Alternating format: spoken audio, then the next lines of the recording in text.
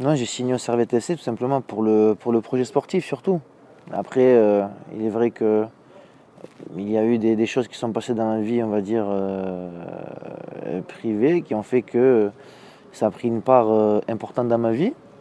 Et voilà, j'ai fait un choix de carrière par rapport à ça aussi. Donc, je pense que ce choix-là, pour moi, si je suis venu ici, c'est que c'était le mieux, autant sur le plan personnel que professionnel. Mais du coup, du fait de passer de l'Espagne, de la Liga, à la Suisse en troisième division, est-ce que tu vois vraiment une grande différence, que ce soit dans la ferveur des matchs ou juste dans le niveau du jeu? Non, il est important pour moi de reprendre les bonnes sensations, de me montrer, voilà, de reprendre plaisir. Et je pense que le Servette m'offre ce challenge-là de remonter le club le plus rapidement possible en première division. Donc c'est un projet qui est alléchant, comme on dit, qui est intéressant. Et c'est ce qui m'a poussé aussi à venir ici, le fait que le club a vraiment montré une envie de m'avoir et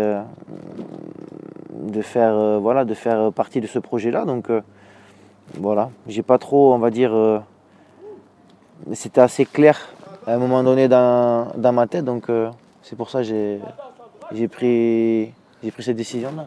Ce qui était plus important, c'était de se ressentir un vrai challenge sportif, de vouloir d'avoir un vrai projet au bout, un vrai. Oui, après, comme j'ai dit, c'est le challenge sportif, c'est aussi sur le plan de la vie privée. Où, voilà, comme j'ai dit, c'est un tout maintenant.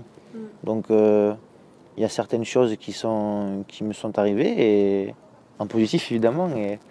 Et voilà, donc non, non, je suis très très heureux, vraiment. Je suis très heureux d'être ici et voilà. Je regrette pas ce choix, bien au contraire. Je sais que la ferveur va être différente, mais après on doit être professionnel et faire les matchs, être performant et voilà, être professionnel tout simplement, faire le boulot. Ouais. Ah, genre toi, ça t'a jamais intéressé de peut-être jouer en Algérie ou... Non, c'est pas le mot intéressé, c'est que surtout il y a pas eu d'offre, on va dire, entre guillemets. Et après, chacun voit. Moi, par exemple, il me restait un an de contrat à la Real Sociedad et je me sentais pas. Et je sentais que la concurrence n'était pas saine, tout simplement. Je demandais juste ça, en fait, d'avoir une concurrence saine et pouvoir m'exprimer le plus normalement du monde sur un terrain de football. Sauf qu'à un moment donné, je pense que chacun a une limite. Moi, je l'ai atteint. Et j'ai préféré voilà, couper court à cette longue histoire, parce que ça faisait 7 ans quand même que j'étais à la Real Sociedad. Et voilà, après, je pense que voilà, chacun a son mektoub, comme on dit. Et si je suis là aujourd'hui, ben, comme on dit, hamdoullah. Moi, je me plains pas, vraiment.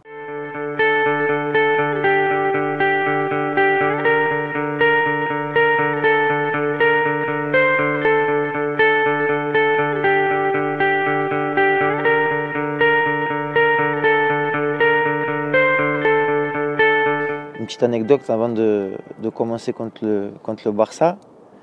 J'ai eu une discussion avec un de mes oncles qui me disait voilà, maintenant tu es lancé dans le grand bain. Et imagine, tu as l'Algérie qui t'appelle. Qu'est-ce que tu en penses? Qu'est-ce que tu ferais de ça? Et j'ai dit, moi, écoute, si tu t'as fait une question-réponse en fait. Je lui dis tout simplement, c'est oui. Et comme je l'ai dit dans les journaux, j'ai pas hésité une seconde. Après, il ne faut pas choisir une sélection nationale par défaut. C'est une grosse erreur parce que c'est vraiment le cœur qui parle. C'est-à-dire que tu peux pas mouiller le maillot pour une sélection nationale comme tu mouilles le maillot pour un club. C'est pas possible. Et tu peux pas choisir une sélection par défaut parce que t'auras pas cette envie, cette fierté pour toi, pour ta famille, pour tes amis, pour toi. En fait, faut regarder un tout. Je pense que moi, quand il y a Kassemen qui retentit, je pense à ma famille, à mes amis, c'est fort. C'est très très fort. C'est fort.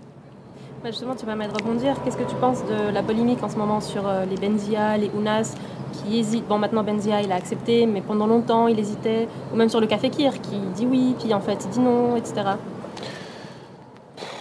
Je, chacun fait comme il veut. Après, comme j'ai dit, moi j'ai mon point de vue. Et après, celui qui hésite, qui veut un temps de réflexion, libre à lui.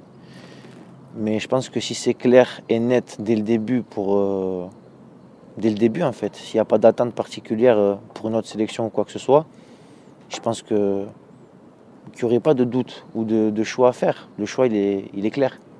Après, c'est comme je dis, libre à eux de faire leur choix. Chacun est libre de faire ce qu'il veut. Moi, c'est pas à moi de les critiquer ou de les juger, bien au contraire. Moi, j'ai fait le mien en tout cas, et je le regrette pas. Bien au contraire. Mais en parlant justement de toi et par rapport à la sélection nationale, si tu peux résumer en un mot ton expérience avec la sélection, qu'est-ce que ça a pu t'apporter, que ce soit humainement ou sportivement Tout, ça m'a tout apporté, et c'est exceptionnel. Après, c'est vrai que sur le plan sportif, dans les clubs, c'est vrai que ça m'a porté un petit peu préjudice parce que je partais pour la CAN, par exemple, où je sais que j'avais un discours de coach qui me disait si tu pars, eh ben, voilà, on fera sans toi à ton retour, tout simplement. C'était comme ça, mais je savais dans un coin de ma tête que on peut pas, comment dire, refuser une sélection, une CAN ou une convocation. C'est une fierté, comme j'ai dit, et ça m'a apporté beaucoup humainement, surtout quand on voit ce qui se passe en Afrique. Quand on voit la télé, en fait, on palpe pas encore du doigt ce que c'est vraiment la misère. Je parle surtout quand on est parti en Afrique noire, parce que, alhamdoulilah, en Algérie, on a vraiment quand même, on est l'un des pays d'Afrique qui est, voilà, où on va dire qu'on n'a pas à se plaindre, mais quand on va en Afrique noire où il y a beaucoup de misère et on la palpe, on la voit, des fois on se dit on n'a pas le droit de se plaindre pour des bêtises, parce que voilà, on n'a pas, je sais pas moi, ouais, je sais pas, pour des bêtises en fait. On relativise beaucoup et c'est surtout ça qui m'a apporté la chaleur aussi du peuple algérien pour les matchs, l'engouement qu'il y a derrière nous. On est aimé du peuple, donc on peut que se donner à 200% pour l'Algérie et pour ce maillot.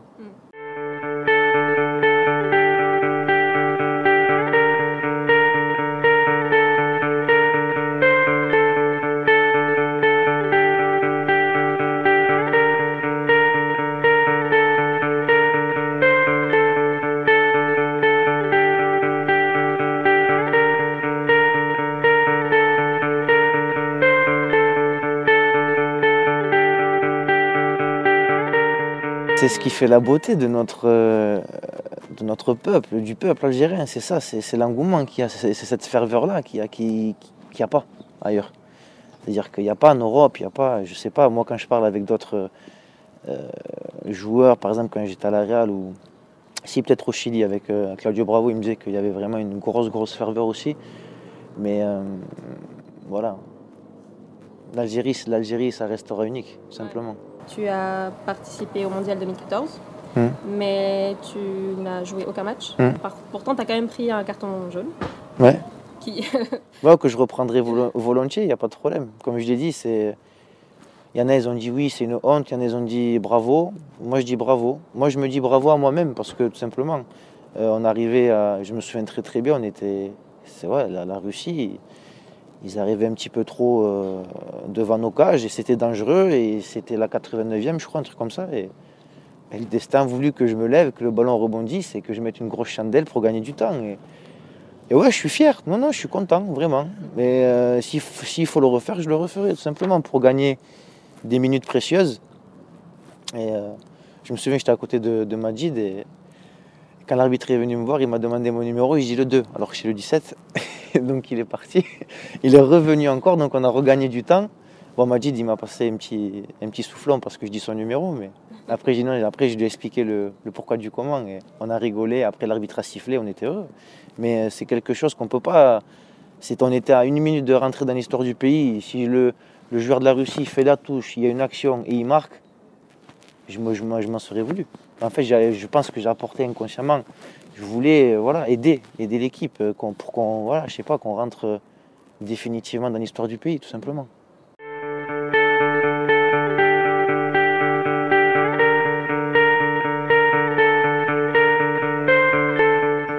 Moi, personnellement, si on me demanderait entre la façon Baïd Aliodig ou la façon Christian Gourcuff, je prendrais celle de Christian Gourcuff. Tout simplement parce qu'il y a un certain respect, une certaine communication, une certaine confiance aux joueurs. On est des professionnels, on sait se responsabiliser, on sait ce qu'on doit faire sur un terrain en dehors. Donc voilà, il connaît très très bien aussi le foot, que ce soit tactiquement, enfin il sait très bien de quoi il parle. Après voilà, c'est deux caractères différents. Et je pense que nous, on est arrivé à un moment donné avec Vaïd où voilà, il fallait changer certaines choses parce que ça ne pouvait plus continuer comme ça, tout simplement. C'est tout. Non, mais leur dire qu'ils continuent toujours à nous supporter, à être derrière nous.